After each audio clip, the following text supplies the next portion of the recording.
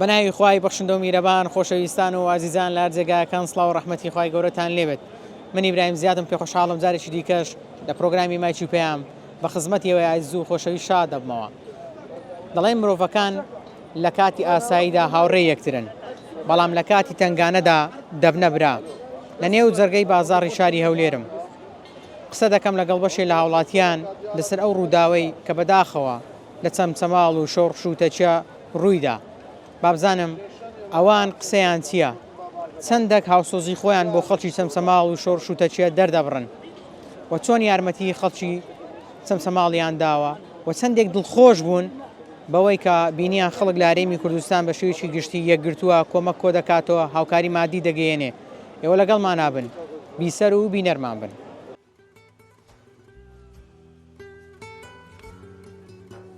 سلام علیکم مامۆستا. علیکم السلام ورحمة الله. باسی هاوکاریکردن دەکەم لە ئاینی پیرۆزی ئیسلام چۆن باسی هاوکاری کراوە؟ بخير بين دستان خوش بسركتني إن شاء الله. طبعا پیغمبرمان عليه الصلاة والسلام لحديثة قدسي داد فرمي إن الله في عون العبد ما كان عبد في عون أخيه. يعني خوي تعالى يارمتي إنسانك أداة أقربيت أو إنسان يارمتي براكي خوي بداتا. طبعا لإسلامتي دا زور إنسان هاندرا بو أوي يارمتي خلق بداتا. چونکە ئینسان بۆ خۆی چی پێ خۆشە دەبێت بۆ خۆتکانیشی ئەوها پێ خۆش بێتن. لا يؤمن أحدكم حتى يحب لأخيه ما يحب لنفسه. ئەوە قاعدەیەکی زۆر جوانە لە بۆ هەموو مسلمانێک ئینسان جێبەجێ بکات. کاتێکەوە ئینسانێکی مسلمان دەبینی کەسێک لە ناخۆشی ناڕەحەتیدایە دەبێت تەماشای خۆی بکاتن. ئەگە بۆ خۆی لە ناخۆشی ناڕەحەتیدا بە ئایا چۆن تەماشای ئەکرد کەوا خەڵک چی بکاتن بەرامبەری. دائما وایە وا جوانە ئینسان بۆ خۆ چی پێخۆشە، چۆن پێخۆشە خەڵکان تەعاملی لەگەڵ بکەن، ئاوهاش دەبێت تەعامل لەگەڵ خەڵکی بکاتن. ئەگەر خەڵکانێک پێویستی بە شتێک هەبوو دەبێت یارمەتیان بداتن. یارمەتیدان تەنها ئەرچی دەوڵەمەندەکانیان ئێمەش دەتوانین بە حەزمی خۆمان بەشداری بکەین. هەر کەسە بە پێی خۆی شرتنێ یارمەتیدان بەستەنها بە پارە بێتن، شرتنێ بەس بە مادی با بڵێن ماڵە چیشتی گەورە بێتن. نا بە بچووکترین شت ئینسان نابی شەرم کاتن، بە بچووکترین شت یارمەتی ئەو کەسە بدە کە لێ قەوماوە. خاصەتەن بەڕاستی هەولێر زۆر باشن لە جیهات یارمەتیدانی هەموو خەڵکانی تر مسلمان و غیرە مسلمان. یعنی ئێستانێک کە ئێمە شانازی بە هەولێر ئەکەین حەقیقەتەن، یعنی بەرامبەر بە غەزە چیان کرد، بەرامبەر بە ئێستانێکە بە چەمچەماڵ چیان کرد. حەقیقەتەن یعنی لە خوڕەوشتی جوان و لە ئەخلاقی نەرمونیان و لێبوردەیی لە هەولێر گەلێک زۆر هەیە. خوای گەورە پاداشتی هەموو لایەک بداتەوە. زۆر سپاس دەکەم مامۆستا. پێغەمبەری خوا صلی الله علیه و سلم فەرمودەیەکی هەیە، دەڵێ مانگێک لە مزگەوتەکەی من بمینێ و احتکاف بکەی پێم باشترە یعنی بچی هاوکاری برایەکەت بکەی، وایە؟ بەڵێ بەضەبط. یعنی هاوکاری کردنی خەڵک ڕۆیشتن لەگەڵ ئینسانێکە تا کارەکەی بۆ جێبەجێ ئەکرێتن پاداشتەکەی لە ئیسلامەتی لە عیبادەتی یەک مانگ زیاترە. پێغەمبەری خوا عەلەیهی سەلام دەفەرمێ لە مزگەوتەکەی من، یعنی ئەگەر بێت و ئینسانێک بچێ لەگەڵ مسلمانێکی شەکەی لەو بۆ جێبەجێ بکاتن زۆر خێرترە لەوەی با بڵێن ڕۆژێک یاخود چەند ڕۆژێک لە ناو مزگەوتە عیبادەت بکاتن یاخود پارەیەک بداتن. حتا لە پارەدانەکەش خێری زۆرترە ئەگەر بێت و ئینسان لەگەڵی بچێ ئیشەکەی بۆ جێبەجێ بکە، ئەوەش هەر لە خێر و خێراتە. لە ماوەی چەند ڕۆژی ڕابردوو بینیمان کە خەڵکی چەمچەماڵ شۆڕشتە چیە تووشی ئەو لافاوە بوون، بەڵام دواتر خەڵکی هەرێمی کوردستان لە گشت شارەکان هاوکاریان کۆ کردەوە. ئەم هاوکاری و ئەم یەکگرتووە چۆن پێناسە دەکەی، چۆنت بینی؟ بەناوی خوای گەورە و میهرەبان، بەڕاستی ئەو هاوکاری و کۆمەکەی کە لە بۆ خەڵکی چەمچەماڵ کرا و لە بۆ تەچیە و پیرە مەبنون ئەوانە شتێکی زۆر باش بوو. طبعاً ئەوە هەر بەخۆی لە کۆنەوە ئەو شتە هەر هەبووە و بە تایبەتیش خەڵکی هەولێر زۆر یارمەتی فەقیر و هەژار و کە لە کاتی لێ قەومان. ئەوە شتێکی احتیادی و شتێکی خێرێکی گەورەیە و ئینشاءالله بەردەوام دەبین لەو خێرە. خۆت بەشداریت کرد؟ بەڵێ. چەند دڵت پێ خۆش کە بەشداریت کردیە، هاوکاری برایەکی خۆت خوشتێکی خۆت کردووە کەلەی قەومایە ئێمە هەمومان مسلمانین هەمومان برا و خوشتیەکین ئەوڕۆ لەوان قەوما لەوانەیە سبەی لەمە بقەومێتن ئینسان دەبی ڕوحی هاوکاریە بیتن ڕوحی تەعاونیە بیتن ئەوانەی کە لەوێش لیان قەوما و فەقیرانە هەمویان مالیان لێ تێکچی بوو واجبەشی گەورەی لەسەرشانی هەموو کەسێک و بە تایبەتی خەڵکی هەولێر دائیمەن دەرکی کراوە بوو لە بۆ هاوکاری و یارمەتیدانی خەڵکی هەژار زۆر باشە ئێستا ئەوان کە گوێبیستی قسەی تۆ دەبن چیان پێ دەڵێ ینی بۆ پەیامت چیە لە بۆوان پێیان دەڵێ کە ژیان کۆتایی نییە ینی ئەمەوەی کە ڕوویدا ئەمە لە پشتانین ئەمە لەگەڵتانین بەخوای گەورەش بۆتان تەعویز بکاتەوە بەحەقەتەوە کارەساتێکی سروشتیە یعنیەوە هیچ کەسەق پێی خۆش نییە شتە ڕووداتن مالی کەستێک بچیتن بەڵام دنیاش بەری دوور و درێژە یعنی ئەوڕۆ لەوان قەوما سبەی لەوانەیە لەمە بقەومێتن ئەمەش هەمومان کوردین و خەڵکیەک وڵاتین ئەوە نییە برێ وەڵا ئەوە چەمچەماڵە ئەوە هەولێرە و سلێمە هەمومان شارتیاتی نەکەین باشە هەمومان هاوکاری یەکتر بکەین و دەستی یارمەتی لە بۆ یەکتر درێژ بکەین ئینشاءالله خوا لەو ناخۆشیش قوتاریان دەکاتن ئینشاءالله پێت باشەوانی بەشداریان نەکردی هاوکاریەکانیان چ بیتن کەلوپەلبی پارەبی والله حسب ئیمکانیەتی ئەو شخصی کە حەزی لێ هاوکاری بکاتن پارە بیتن باشترە بەڕێی من و ئاشیای مالیش باشترە بەس بە پارەکە باشترە زیاتر دەتوانانی لە خۆی احتیاجاتی خۆی پێدابی بکاتن شەرت نییە ئیلا بە ملیۆن ببەخشی چەند لە توانەدا ئەوەندە ببەخشە هەرچەند بیتن خۆ شەرت نییە هەر کەس و ئیمکانیەتی خۆی یعنی هەر کەس بە قەدەر ئیمکانیەتی خۆی یعنی دوو قسەی خۆشیشیان لە بۆ بکە هەر یارمەتیدانە خۆ شەرت نییە تو بەس بە پارە و بەشیشەوە ئەوان پێویستیان پێە بەڵێ کاکە هەموو کەسی منە براو عەزیزی منە خوشکوداچی منە ئەوانەی کە لێیان قۆمە بەڵام ئەوە عادەتی مەیە عادەتی شاری هەولێرە بەڕاستی لە زمانی سوڵتان مزەفەرەوە تاوەکو ئێستاکە خەڵک هەر یارمەتی ئەو شتە بەردەوام بوو ئینشاءالله کارەساتیەوە دووبارە نابیتەوە بەڵام هەر چیش بکرێتن ئەمە لە خزمەتیانی سلام علیکم علیکم السلام ورحمة الله کاک ئیبراهیم لە ماوەی چەند ڕۆژی ڕابردوو بینیمان بەداخۆ خەڵکی چەمچەماڵ تووشێم لافاوە بوون تووشێم کارەساتە بوون بەڵام ئەوەی کە جێگای دڵخۆشی بوو خەڵکی بەگشتی هاوکاریان کۆ دەکردەوە قسەی تو لەسەر کۆکردنەوەی هاوکاری و یارمەتیدانی خەڵکی چەمچەماڵ چییە؟ وڵای پێشەچی کاک ئیبراهیم ئەمە وەکو مسلمان دەبی زۆر هاوکاری یەکتری بین لەبەرەوەی پێغەمبەر ساسم دەفەرمێت چت لۆ خۆت پێ خۆشە ئەوی دیش لە برای مسلمان هیچ تاکەچی مسلمان هەتا بە ئێزیدی و مەسیحیشەوە پێی خۆش نییە ماری لێ تێکچی و مەسەر ماری لێ وێران بی بەڵام کە ماری لێ تێک دەچی ئەمە وەکو مسلمان موقیفمان هەبی پێغەمبەر ساسم دووبارە دەفەرمێ یعنی خۆت لاگریزاندن پارێزە ئەگەر بە لە تەخورمایش بی یعنی ئەگەر بە قسەشی خۆش بی بە دینارێک بی بەڵام هاوکاریەکەم گاتە جێی مستحق ئەمە کورد وەکو خەرکی هەولێرێ بەڕاستی خەرکی هەولێرێ خەرکەشی بە نمەکە بە وەفایە یعنی بڕۆ سەدان سەرکردە و فران و فیسکای بەڕێ کردیا بەرام هیچیان بێوەفا بوونە بەرامبەر خەرکی هەولێرێ یعنی حەقوایە خەرکی هەولێرێ ببتە سمبول یعنی ببتە شتەشی ڕەمزی بەو عارەبانەی خۆم وەڵڵی کابرای مەسیحی هاتیە گوتی پارەم پێ نییە گوتم بەسەر چاوم گوتم بانەرێ ڕۆژێک لە ڕۆژان چوومە ناو شاری مسلمانان کەسێک هاوکاری نەکردم کەسێک بە موقیف نەبوو لە شەشانم دانا هەتا قاتی سارێشم برد خۆ بازاڕێکمان باش شارەزە بەس مەقسەدم لێرە داوەیە یعنی نمونەکی جوانی مسلمانت پێ نیشان یعنی بزانی کە خەرکی هەولێرێ بە عارەبانەکەشیەوە کە فەقیریشە موقیفیشیە تێدەگەی ئەوزەلوێ ئەمن دەرێم هاوکاری بکرێ موقیفت هەبی ئەگەر بە دینارێک بی ئەگەر بە کەچکەوی بەڵام بگاتە جێی مستحق کاک ئیبراهیم معنی زۆرمان زانی و کابرایەکی ڕۆژنامەنووسی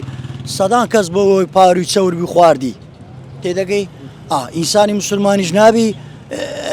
پارەکان بدێتە دەستی ئەمین لە بابت یعنی پێغەمبەر ساسم ناری ئینسانی مسلمان نابی هێڕ و جێژ بدەبی چست و چالاک بی وشیار بی نەگات و هەر بچی برێ بەس ئەچا بدێ کابرا و لەولاش کەباب و تکەی پێ بخوا و نەگاتە مستحق ینی هەم ئەو لای بڕوا و هەم فەقیرەکەش مستاقی بڕوا باش ئێستا یارمەتیدانی خەڵکی بە تایبەتی خەڵکی چەمچەماڵ ئیلا دەکرێت بە پارەیەکی زۆر بێ یان وەکو خۆت گوتت پێغەمبەری خوا ساسم دەفەرمێ بە لە تەخورمایەکیش بی دەتوانی یارمەتی بگەین ئەوانەی بەشداریان نەکردێ پەیامت چیە لە بۆوان ئەوانەی بەشداریان نەکردێ بە دوعا خێر ئەوانەی بەشداریان نەکردێ مەسەلەن هاوخەمیان بن ئەگەر بە کۆمنتەش بی مەسەلەن پژگیری جەنابەت دەکەم کابرایەکی دەرێم دەست خۆش بی ڕەحمە لە داک و بابەت بیگینێ دەستی حەق ئەوەیە تێگەشتی بەس نەک بریم وڵی کرە کاکە دەلێ گەڕێ ناگاتێ کورە من پارەی نانێرم ناگاتیان ئەو دۆشەکەی نانێرم ناگە ئەوە نا یعنی خەشی نەشێنینە هاوکاریەک بین بە هەموو ڕۆچیەوە یعنی لە مەقسەدم بگە ئەگەر بەخۆشم ئێستا مەسەوق عارەباسی باشدار نیمە بەرام دوعا خێر و زەناب دەکەم کە پەیامەکەوان دەنێری دوعا لۆ دەکەم مەسەلەن پارەی دەدەی تێگەشتی ئەسە زۆر ئەو سەرمایه‌دارانە ئەمن دوعام لۆکردن گوتم یا ڕەبی خوا سەد و نەیامدای لۆ هاوکاری فەقیریان کرد سەدان کەس لە خوای بەزیادی ئەوانش ئیستفادەیان لێ کرد بگرێ بە سەقەتەکان و بگرێ بە هەژارەکانیش الحەمدوللا. ئەی چەندە کاتێک یارمەتی کەسێک دەی خۆ دڵخۆشی والله زۆر دڵخۆش دەبی کە ئاگی برایم ئەنەما یعنی وەشی برێ یەک فڕێ بەهەشتە لێ دەی ماخرا نەبووی نزانی بەس ئەوە قودرەتی خوای تەبارەک و تەعالە یعنی مەسەلەن خوای گەورە دایتێ تو نەیدات ئێستا من قەنەعاتم بۆ ڕزقی خۆمێ مەسەلەن دەبی قەنەعات لە خۆ دروستکەی مەسە کابرای سەرمایه‌دار ئەوە شتە شکەشم بە بیراتەوە کاک برام یعنی ئێستا لۆ نمونە مەسەلەن ئەمن و تو 10 دینارمە لە مارە هەیە مەسا پێیز ناری بکەینە خێر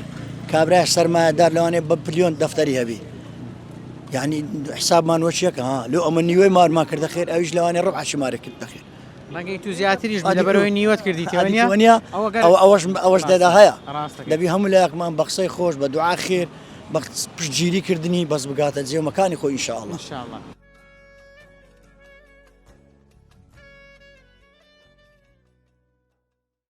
دوایە دیتمان خەڵک بەگشتی هەموو هاوکاری کۆ دەکردەوە یارمەتی دەدان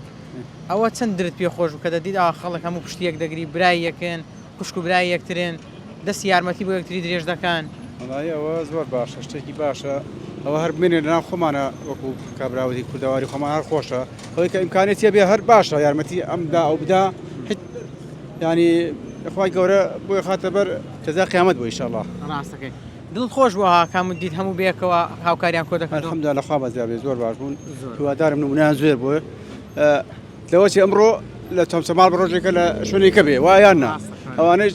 ئینشاءالله خی گەورە پاداشی خێران باتەوە هیوادارم هەر کەسی ئاوا لێ خەوما بتوانن دەستی هاوکاری بۆ درێژ بکەن زۆر ڕاستەکەی پێ دوای ئەو هاوکاری کۆکردنەوەوانە چەندێک کاریگەری دەبێت لەسەر کەمکردنەوەی ئازاری خەڵکی چەمسەماڵ و تەچی و شۆڕش طبعا بە حقت وایە ئیسا من کاکە لێم خەومێ دڵم پێ خۆش تا جەنابی بخۆم دڵ پێ خۆشێت یارمەتی ودا چخانی بۆ دروستکە ماڵە بۆ دابین کاتەوە هەست شتێکی زۆر باشە و دەستیان خۆش و خی گەورە جەزا خێران باتەوە. سلام علیکم. عليكم السلام ورحمة الله باش برايكم. سلامت بیاخوا. لە چەند ڕۆژی ڕابردوو بینیمان بەداخەوە خەڵکی چەمچەماڵ و دەوروبەری تووشەی ئەم کارە ساتە سروشتێ بوون بەڵام ئەوەی کە جێگای دڵخۆشی بوو خەڵکی لارێمی کوردستان هەمویان بە یەک دەست هاوکاری خەڵکیان کرد لە هاوکاریان کۆ دەکردەوە کۆمەچیان ڕاگەیان ئەم یەکگرتوویە چەند دڵی تۆی خۆش کرد. والله زۆر عندە بخەرکەکە لێ قەومایە هەروەکو پێغمبەر صلی الله علیه وسلم ئەوەی کردنی یارمەتی برایەکانی خۆمان بدەین بەڕاستی ئێستا سارەکە لە هەولێری ڕووداعینن ئەوانش کۆمەچیان لۆ هاوڵاتیەکانی مەخر کردەوە لۆ برایەکانی خۆیان لۆ خوشکەکانی خۆیان هەموو یارمەتیاندا پێویستە لەسەر هەمومان یارمەتی یەکتر بدەین لەبەر سبەنێ ئەوە لەوی قەومایە سبەنە لە من دەقەومێ سبەنە لەوێ دەقەومێ بەڕاستی ئەجە یارمەتیدان بەڕاستی شتێکی زۆر چاکە هەم لە خەم و خەفەتی ئەو کەسەی کەم دەکاتەوە خەم و خەفەت ئارێوەڵای خەم و خەفەتەکەی کەم دەکاتەوە جاری وەشە کابرا خوای گەورە تەعویزی زیاتر لێ دەکاتەوە بەخۆی ئەوەندەی نەبووە خوای گەورە زیاتری پێبەخشیتەوە. جا گرینگە ئێمە بە پێی حەزمی خۆمان بەشداری بکەین وانە یعنی ئەگەر خەڵکەکەبی بتوانانی ملیۆنێک بەخشێت دەتوانانی 100,000 بەخشی 50 بەخشی دەی ببەخشی وانە ئەساس زۆی ئەتو بەشداری بکەیت چ بە 250 چ بە ملیۆنەشی چ بە ملیارێکی بەس بەشداری بکەیت ئینشاءالله خوای گەورە قەرەبووشی دەکاتەوە دەتوانین دوعای خێریان بۆ بکەین. بەڵێ زۆر باشە. جا ئەوانەی کە ئێستا بەشداریان نەکردووە پەیامت چییە بۆ ئەوان؟ واللهی ئینشاءالله خوای گەورە دریان نەرم دەکا بەرێ یەک شعر لۆ برێم شعرم لۆ دەرێ لەسەر چی؟ واللهی لەسەر خوا و پێغەمبەری ئەمەش واجێمان گرتی و خوا و پێغەمبەر خۆش لۆ دەرەم ئەگە ناڕێ چۆن ئەمە کە نای پێغەمبەرش دێدرێن اللهم صل على سيدنا محمد ئەوتا عەزەستەکەی بەڵێ ئەتو ست دەوێت لۆ لێ دەمشی شعرەکەمان بۆ برێ نارێ لەسەر پێغەمبەری دێم ساڵ سەلەم خۆیان هەر ئەتو هەوی ساحێبێ ڕۆژ و شەوی هەوراز و برن و نەوی شێت و هارەندەکەی کەوی مردن هەورازی قەوی کەسی لەمە سەناکەوی ئەوە محەممەدی نەبیە وەک گوریە شۆفیە قەت پێغەمبەری ئەوانیە خۆشەویستی خدایە خدا گەورەی کردیە خدا ڕێز لێنایە ئای کەوسەرێ دەزایە تێما مدا تێخوایە هەشمان لەگە ئەو نەمە جوانێ باە هەتا کودینەمایە چی دلۆ بێم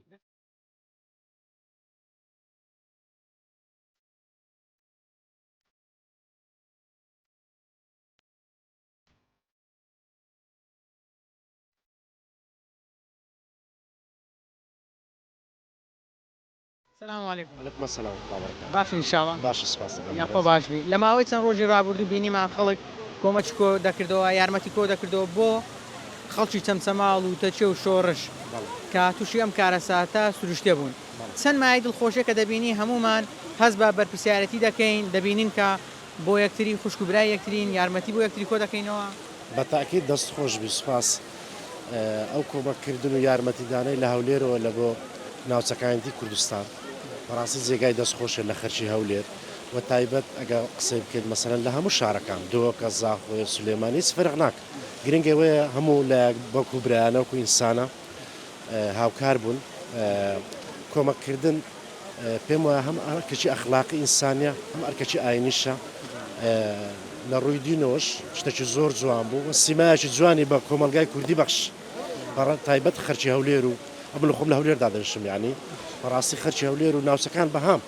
بەڵام ئەوەی کە هەولێر دیتم ڕۆیشت بەڕاستی جێگای شانازیە و جێگای دەستخۆشی لەو کەسانەی کە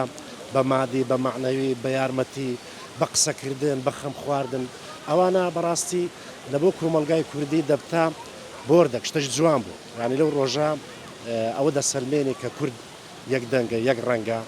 هاوکارە لە بۆ خزمەتکردنی خەڵکی خۆی زۆر باش ئەم یارمەتیدانە هیچ ئازاری ئەوان کەم دەکاتەوە بەتاکید یارمەتی هەر خۆدی خۆی کە گوتت یارمەتی ئازار شێنە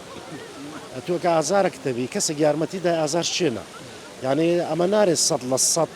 بەڵام 180 ئینشاءڵڵا پشت بەخوای ئازار شێن بۆ لە بۆوان یعنی خەمیان ڕێوایتەوە لەو مۆزوعی خەم ڕەوێن بۆ ینی بەتاکید لە کاتی لێ قەومان بەهانای یەکتریەوە دەچێن بێگومان شتێکی گەلێ باشە بەڕاستی کورد بەعام بۆ شتانە زۆر زۆر باشە بەڕاستی ئەوەی بۆ چەند سەماڵ کرا بۆی شاری دیکە نەکراوە جێگای دەستخۆشیە بەڕاستی هاوکاری گەلێ باشەکران بەڕاستی ئەوانش دییان قەوماوە دەستیان خۆش بێ مەمنون لە هەموو لایەک کە هاوکاری چەند سەماڵیان کردو دڵخۆش بووی بەکارە بەڵێ زۆر دڵخۆش بووم بەڕاستی یعنی ئێستا دڵخۆشم کە وازانمیچیان بەسەر ناتوە چکە بەڕاستی هاوکاریە زۆر باش کران چەند گرینگە ئەمە ئەوها یەکگرتوو بین بەعام بەخۆی گرنگی لە هەموو بوارێکە زۆر گرنگە بەڕاستی لە بواری سیاسەتە ئێمە یەکگرتوینەوە زۆر خراپە ئێمە پەرتەوازین ئەگەر لەو بارەش ئەمە ئەوە گرتوو بووینایە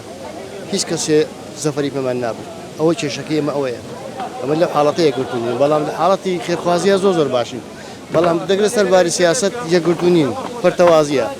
هەرێک و چۆخە ئاغایەکە ئەمە زۆر خراپە زۆر خراپە ئەو کاتە دژمن زەبرت پێ بە هیچت بۆ ناکرێت باش ئەمە دەزانین کە خراپە ئەوان لۆ یەکگرتوو نابن هۆکارەکەمی تموحە هەمووی تموحە لەسەر بابەتی لەسەر پۆستە لەسەر هیچ کەنیە ئەگە بیر لە قیامەت بکەن و بیر لە مردنکەنەوە ئەو حاڵاتە و تووشێ ئەو هەڵێ نابن ئەوە دەوریگە لێ زۆرە بەڕاستی ئەو یارمەتیدانە ئازاری خەڵکی چەمچەماڵ کەم دەکاتەوە بێگومان کەمێکاتەوە ئەمە وەکو ئاگادارم هاوکاری گەلێ باش ئەگە ئەو هاوکاریش بەڕاستی بیان دەنی و لەوێش ئەگە خەتیان دێنەکەن بەڕاستی ئەوەی کە ماڵەکەی ڕۆشتەوە بە دووقات بۆ یەگەڕێتەوە دڵنیام چکە بەڕاستی هاوکاری گەلێ باش کرا جێگای دەستخۆشیە ئەوەی کە بەشداریشی نەکردیە پێیان چێ لەوەی بەشداری بکاتن خۆی بەشداریکردن تا بە ئینسانەکانە گەڕە هەیە لە ناخۆ پێی ناخۆشە یعنی هەیە ڕەمی پاری نەدابێ بەڵام لە ناخۆ دڵگرانە هەشا باشە لەخوا بە زیاد بێ هاوکاری کردووە بە مادی هاوکاری کردووە هەیە بە قسەی خۆش هەیە دڵنەوایی ئەمانە هەمووی دەوری هەیە هەمووی کاریگەری هەیە ئەوانش وەکێمە ئەوانش برای ئێمە ئەوانە کەسی ئێمن سلام علیکم علیکم السلام ورحمة الله وبركاته خەڵکی شوێ من خەڵکی چەماڵ خەڵکی چەمچەماڵی بەڵێ بەقوربان خەڵکی شۆڕشیشم ئەچم چەماڵ شۆڕش ماشەڵڵا ئەوڕۆ مۆزوعەکەمان لەسەر خەڵکی چەمچەماڵ و شۆڕش و تەچی هەیە سوپاسانە براکەورم ئەو ڕووداوە سروشتەی کە بەسەر ئێوە داهات بەڵێ بازانم سەرەتا خۆت ماڵەکەت تووشی ئەو کارە ساتە بوو یان خۆت بە سەلامەتی لێ دەرچوون سواس سایش بخوا گەورە ئێمە بەبەری بوون لەو گشتا ئێمەی تیان نەبوو بەڵام مامۆستەکانمانە و کەسانی کە لە شۆڕشا لە چەمچەماڵە تەجێ کە توش بنەوە هەمووی کەسوکاری ئێمەن و هەموو چی ئێمن هیچ جیاوازێکمان نییە ئێمە لە چەمچەماڵ وەکو پەنجەکانی دەستوین هەمومان تەواوکەری یەکین سواس سایش بۆ گەورە لەم بابەتەیە کە تووشی چەمچەماڵ و شۆڕش و تەجێ بوو بە تایبەت شۆڕش زیانێکی زۆری پێگەیشت بەداخۆین جا شتێک هەبوو لە نێو هەرێمی کوردستان بینیمان بە تایبەتی لە هەموو شارەکانەوە لە هەولێرەوە لە زاخۆوە لە گشت شارەکان لە هەڵەبجەوە ینی خەڵک کۆمەکی کۆ دەکردەوە یارمەتی کۆ دەکردەوە ئەمە چەند مای دڵخۆشی بوو کە یەکگرتوو بووین تەبا بووین لەگەڵ یەکتری ینی دەستی یارمەتیمان بۆ یەکتری درێژ دەکرد کاکەگیان ئێمە قازی محەممەد بەڕەحمەت بێت شتێکی فەرمونون سەدی 2 زایدن 2 دەکا بە یەک ئێمە لە زووە شتەی وتراوەمانە هەموو کوردستان ئێمە یەکین جیاوازی نییە نێوان کوردستانە بۆ منە هەولێرە دووە کە زاخۆی سلێمانی هەر شوێنێک بێت چەند چەماڵە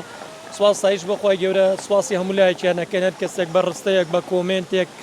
بە وتەیەک بە شتێک بەشداری کردی بێت بە لە ڕووی مادی و بەشداری کردێت بە ئەو ئالیاتانەی کە هاتوونە سنوورەکەمانیان پاکردێتەوە بەداخەوە کارەساتێکی زۆر زۆر گەورە بوو کارەساتێک بتڵتە زێنی تێکەوت مردنمان هەبوو کۆمەڵێکی خەڵکی زۆر لە سنوورەکەمانە زەرمەند بوون سپاس بۆ خۆی گەورە سپاس بۆ کەسانەی کە بەشدار بوون کە بە ئالیاتێ بە شتێک بە هەر شتێک بەشدار بوون و سپاسیانەکەین و دەستچاویان خۆش بێت خۆی گەورە زاخیران باتەوە ئینشەڵڵا خۆی گەورە سەلامەتان کە ئینشەڵڵا و ڕووداوانە قەت دووبارە نابێتەوە ئینشەڵڵا پشت بەخوای گەورە بۆ هیچ شوێنێک دووبارە نابێتەوە نە کورسانی خۆمان بۆ هیچ شوێن دووبارە نابێتەوە دەست و چاوی جەنابتان خۆش بێ و سپاسانەکەین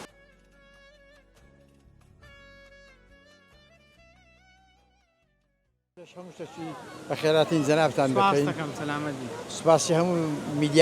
میدیاکارانی ئەو هەولێرەی دەکەین بەڵام بەڕاستی میلەتی کورد میلەتێکە لێبوردا میلەتەکە بە ڕۆحم میلەتێکە حەسایانی پەرژینی لێ قەوماوانی هەموو هەر چوار پارچەی کوردستانی یعنی کورد هەولێر بە تایبەتی هەموو کوردستان هەولێر بە تایبەتی بەڕاستی ئەنی نیشانیدا کە چ میلەتێکە یعنی ئەمە هەموو میلەتی کورد تەکتەشی ئێمەی کورد دەبی دڵن بەو شتێک خۆش بووی هەموو میدیاکان لە بەشی خۆیاندا پێومادووبوونە بەڵام بەڕاستی میلەتی سلێمانی و زەهۆک و زاخۆ و سلێمانی سەربەرز بەڕاستی هانای چەمچەماڵیان ڕوون کردەوە یعنی پێشانی هەموو دنیادا کە میلەتی کورد چییە بەڕاستی سەربەرزن بڵێن ئەو یارمەتیدانەی خەڵکی چەمسەماڵ چەندێک ئازاری وان کەم دەکاتەوە چەندێک بۆ دەکا ئەوان هەز بکەن کە خوشک و برایان هەیە خەڵکی شارەکانی دیکە خوشک و برای ئەوانن بە فەعلی سەلماندیان بە کردار کە هاوکاریان گەیان داوێ ئافرین بۆ جەنابێت بەڵام شتەکە ڕوونە لە هەموو دنیاە لە هەموو میلەتی کورد یعنی دڵیان ئەو جاری میلەتی چەمچەماڵ و میلەتی شۆڕش و میلەتی تەچیا بەڕاستی میلەتن کابرا هەبوو دی و کاکە بڕۆ ئەو جیرانەکەی من زیاتر لێ قەوماوە یعنی هاناوی بڕۆن ئەمن بە هەر حاڵ باشترم یعنی ئەمە دیاری میلەتشی کە یەکدری گرتووینە بەڵام بەداخەوە دەڵێم بەداخەوە حیزبەکانمان وەکو میلەتەکەمان یەکدری گرنی ئەوانیش پێویستە یەک بگرن یعنی تەبابن لەگەڵ یەک تەبابن لەگەڵ یەگەڵعانمەوە ساڵێکی و ساڵێک و چەندی بەسەردا تێپەرۆستا حکومەتێک پێک ناتوە یعنی بۆ دەبی ئەمە وابی حکومەت ئەمن داوە لە یەکێتی و پارتی دەکەم معارەزەکانی یارمەتیان بدەن دەستیان بۆ بگرن بارگرانیان یعنی دەستباریان لەگەڵ بگرن ئەو میلەتە چاویان لە دەستین گۆیە چاویان لە هەڵس و کەوتی ئەو حیزبانێ بەعامە السلام علیکم علیکم السلام ورحمة الله وبركاته لە ماوەی چەند ڕۆژی ڕابردوو بینیمان خەڵکی لە هەرێمی کوردستان بەیەکەوە یەکگرتوو بوون یارمەتی خەڵکی چەمچەماڵ و تەچێ و شۆڕشیاندا ئەمە چەندێک مای خۆشحاڵی بوو الحمد لله لەخوای بە زیادبی خەڵکی ملەتێکی ینی ئەهلی هاوکاری لەگە یەکتر بە بەردەوام نەک هەر لۆ خۆمان و ناوەخۆ بەڵکو لە بۆ دەرەوەشیا لە هەر شوێنێک مەسەلەن مسلمانێک ئەزیەت بخوا لە ڕووی ئینسانیەت لە ڕووی مسلمانەتی دەستی هاوکاری درێژ کردی و تەقسیری نەکردی زۆر جێی دڵخۆشی و بەڕاستی ینی خەڵکەکی زۆر بەهانای ئەو خەڵکە لێ قەوماوەت الحمد لله ئەوها کە کوردی یەکگرتووبی چەند سەرکەوتوو دەبێتن چەند مای خۆشحاڵی تاکەکانیەتی بەخوا الحمد لله وەکو ملەتی کورد هەر بەردەوام یەکگرتوو بووە بەس کێشەمان لە قیادات و ئەحزابی هەیە بەڕاستی ئەو قیادات و ئەحزابی کوردی زۆربەی زۆری یەکگرتوو نییە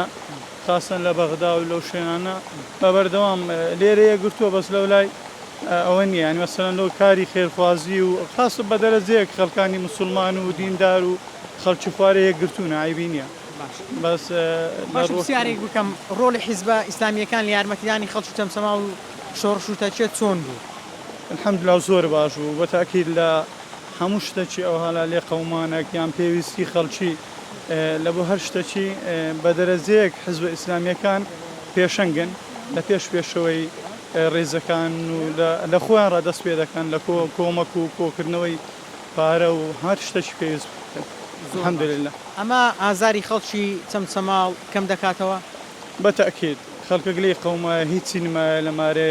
تەنانەت مار هەیە حتا خواردن و سۆوە خۆگەرمکردنەوە و جل و بەرگ و هیچ شتێکی نییە. ئیدی زۆریش وە کەلکی دێ زۆری شایوەڵە لە ئازارەکان کەم دەکاتەوە. الحەمدولله شتێکی زۆر باش بوو زۆر دڵخۆش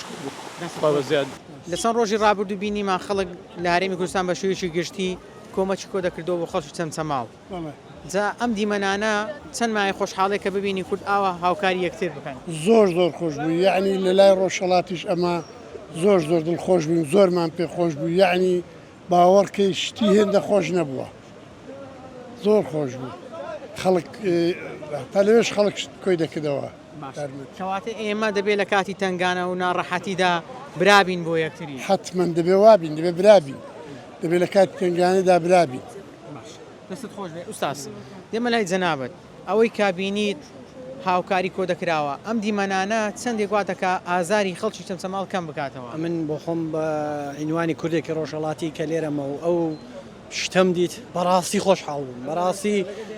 دڵم کراوە و فراوان بە فراوانی کرایەوە کە یەکگرتووی برادرانی کوردم دی زۆر خۆشحاڵ بووم. ئینشاءڵڵا کەشتیوان نبینینەوە وەلی ئەو یەکگرتووی و ئەو بەهاناچوونی یەکدرەوە بە عنوانی کورد بەڕاستی جێ دڵخۆشیە و ئینشاءڵڵا خودای تەعالا کارێکی وا دەکا ئەو زەرەر و زیانەش قەرەبوو بێتەوە و ئەوانی ژوەک ئێمە دڵخۆش ببنەوە. زۆر باش. مەرجە ئەمە کە یارمەتی برایەکەمان دەدەن یارمەتی خەڵکی خۆمان دەین لە بە پارەیەکی زۆر بێ یان حەسەب توانای خۆمان بەپێی ئەسەن دەڵین بەپێی یاسای ئیسلامەوە ئەوەندەی کە لە توانادایە ئەوەندەی کە لە گیرفاندا تەنانە دینارێک بێ هەزاری بێ هەرچەندی بێ کە تۆ کۆمەکەی فەرشێک بێت سەسەل مێزێک بێ ئەوەندەی دەتوانادا بێ کۆمەکەی هیچ ئیرادی نییە و عیب نییە هەر خێرە چ زۆر بێ چ کەم بێ خێر بە نەزەری من هەر خێرە. ئینشاءڵڵا ئەو خزمانە و ئەو کوردستانیانەی ڕۆژهەڵات باشوور باکوور ئیدی هەمووی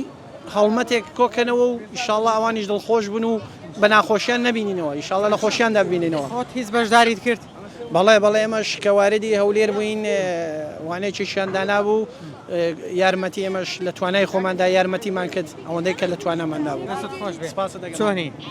باشی. دیمەنەکەی چەمچەماڵت بینی؟ ئەرێڵە چەند ناڕەحەت بووی؟ وەڵا زۆر. بینیت ئاوا منداڵەکان لە ناو قوڕاودان لافاو هاتووە ئەم دیمەنانە توی ناڕەحەت کرد؟ ئەرێڵا زۆر. باشە. ئەی کاتێک کە دەتبینی یارمەتیان بۆیان دەبرد هاوکاریان بۆ دەبردن چەند دڵت خۆش بوو چەند کەیفت پێدەهات؟ من زۆرم دڵ پێ خۆش بوو. من دەمتوانی مەسەلەن منیش دەمتوانی کۆمەکیان کەم نەمدەتوانی مەسەلەن بچم. باش. توانیت کۆمەکیان بکەیت؟ ئەرێڵە. چۆن کۆمەکت کردن؟ خۆشحاڵ بووم. خۆشحاڵ کە دیمەنەکانت بینی خەڵک یارمەتیان دەدا؟ بەڵێ. زۆر باش. وەلێ چت لەگەڵ باوکی خۆت باز دەکرد؟ وەڵا زۆر قسەمان دەکرد. دەتگوت ئێمەش یارمەتی ببین؟ ئەرێڵە. دەستت خۆش بێ خۆی بەردەوام دوعاشیان بۆ بکە بۆی خوا بیان پارێزێ. هەمیشە دوعایان بۆ دەکەم. دەستت خۆش بێ.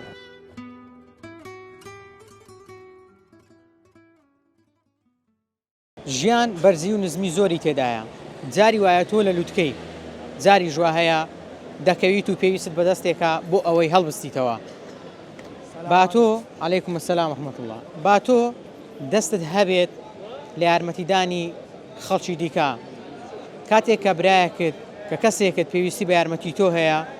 دەستی بۆ درێژ بکە و یارمەتی بدە. با ناوت لەو لیستەدا هەبێ کە لە ڕۆژی قیامەتە دێتەوە پێت نیشان دەدرێ کە یارمەتی کەسێکت داوە کە هاوکاری کەسێکت کردووە. بۆیە ئاینی پیرۆزی ئیسلام هەمیشە هانی ئێمەی داوە کە هاوکار بین یارمەتی دەربین. بۆیە سوپاسی ئەو کەسانە دەکەم ئەگەر بە دینارێک ئەگەر بە کۆمێنتێک ئەگەر بە قسەیەکی جوان هاوسۆزی و هاوخەمی خۆیان بۆ هاونیشتیمانیان یاریمی کوردستان دەربڕیوە بۆ خەڵکی چەمچەماڵ و تەچێ و شۆڕش دەربڕیوە. خوای گەورە بەرەکەت بخاتە تەمەنتان بەرەکەت بخاتە ماڵ و منداڵتان هەمیشە تەندروست باش بن تا دیدارێکی دیکە و تا پرۆگرامێکی دیکە بە خواتان دەسپێرم خواتان لەگەڵ.